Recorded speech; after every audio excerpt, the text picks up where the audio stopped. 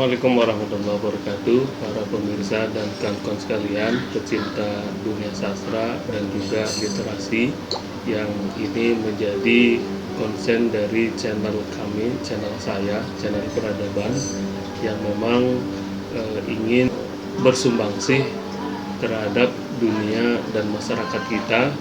Bagaimana kita berusaha untuk menggali nilai-nilai budaya, nilai-nilai akhlak, nilai-nilai moral yang memang sebenarnya ini menjadi sesuatu yang berharga.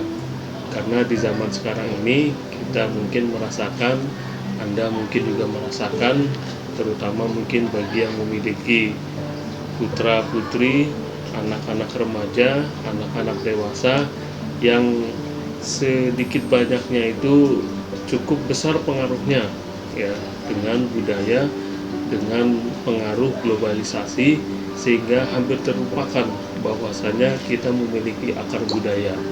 Nah, salah satu dari sumber akar budaya tentunya adalah bacaan-bacaan buku-buku literasi yang berharga.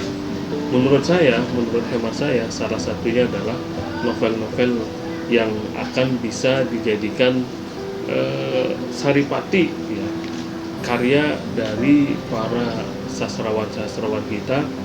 Bagaimana masyarakat kita juga memiliki nilai budaya, masyarakat kita juga memiliki nilai-nilai akhlak, nilai-nilai moral, memiliki nilai-nilai peradaban yang walaupun mungkin sudah masa lampau, sudah terjadi beberapa tahun, beberapa puluh tahun yang lalu, tetapi sebuah bangsa tidak mungkin akan berdiri dengan kokoh kalau tidak berakarkan akar-akar yang kuat.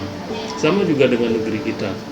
Kita bisa melihat negeri-negeri yang berada di luar sana, mereka menjadi sebuah negara yang kokoh karena memang dilatar belakangi dengan akar-akar budaya yang sangat kuat. Nah, tentunya kita menginginkan ya bagaimana bangsa kita, bagaimana masyarakat kita akan memiliki suatu peradaban yang kokoh dan kuat serta mandiri. Baik, dalam kesempatan ini saya akan mencoba mengulas, membedah, meresensi buku karya Hamka, novel lain yang berjudul Tenggelamnya Kapal Van der Wijk. Baik, dalam novel ini, Tenggelamnya Kapal Van der Wijk, ini tentunya memiliki keunikan-keunikan yang dimiliki oleh seorang novelis sastrawan yang kita segani sampai sekarang, Buya Hamka, ya, karena memang dalam tulisan-tulisannya itu bagaimana beliau itu memperjuangkan bahwasannya adat istiadat yang memang tidak baik dipertahankan, atau memang ada adat istiadat yang memang perlu dipertahankan. Nah, mungkin bahasanya kalau sekarang bukan hanya mempertahankan ya, tetapi memelihara. Bukan hanya memelihara saja juga, tetapi yang lebih tepatnya lagi sekarang adalah bagaimana mengembangkan. Jadi kalau memelihara ya apa yang ada, tetapi kalau mengembangkan yang ada itu harus kita kembangkan, harus kita mengalami suatu perubahan-perubahan, mengalami suatu peremajaan, perubahan yang terjadi, tetapi memiliki akar yang kita miliki. Nah, itu bedanya ya, memelihara dan mengembangkan. Baik, dalam karya ini seorang Buya Hamka ini di sub pembahasan pertama saya membacanya ini cukup menarik. Bagaimana dia menyinggung tentang anak terbuang yang diilustrasikan dengan seorang tokoh pahlawan Pangeran Diponegoro. Nah, yang mungkin Bapak, Ibu, dan teman-teman sekalian saat membaca novel Tenggelamnya Kapal Van der Wijk ini kan berlatar belakang di daerah Makassar, Sulawesi Selatan. Nah, tulisan yang pertama dia tulis itu adalah ketokohan seorang Pangeran Diponegoro yang memang 90 tahun yang lalu pada saat dia menulis ya, kurang lebih pada tahun 1930-an ini, itu memang dibuang ke wilayah Sulawesi setelah ditangkap oleh Belanda. Nah, Yang menjadi perhatian saya di sini adalah Pangeran Diponegoro itu akan menjadi starting point pertama seorang penulis.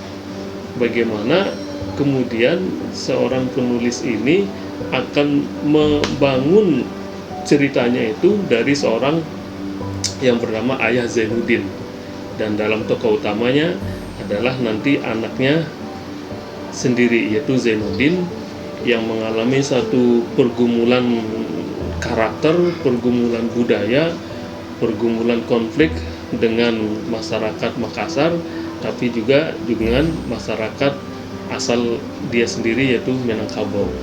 Nah, tentunya nanti akan kita telisik lebih jauh seperti apa dari perjalanan seorang tokoh Zainuddin. Namun sebelumnya, sedikit saya ulas lagi. Ya, sepertinya saya tidak berani berandai-andai ya.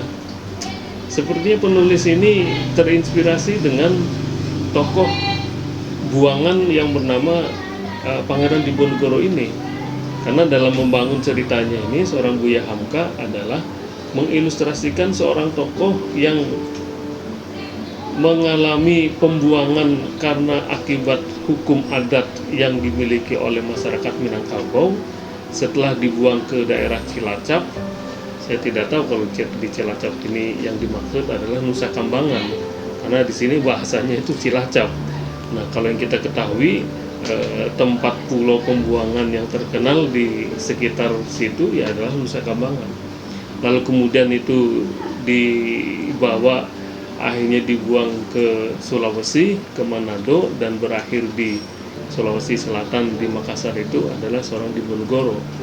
Nah, kemudian tokoh yang dibangun atau tokoh yang diimajinasikan oleh seorang Buya Hamka ini adalah salah seorang putra Minangkabau yang mengalami masa penghukuman ya, karena setelah melanggar satu hukum aturan adat yang dimiliki oleh masyarakat Minangkabau itu, lalu kemudian berakhir di masyarakat atau daerah Makassar itu. Nah, seperti apa nanti akan berjalannya alur cerita yang dibangun oleh seorang Buya Hamka hingga akhirnya menjadi sebuah novel yang sangat menarik sekali ini.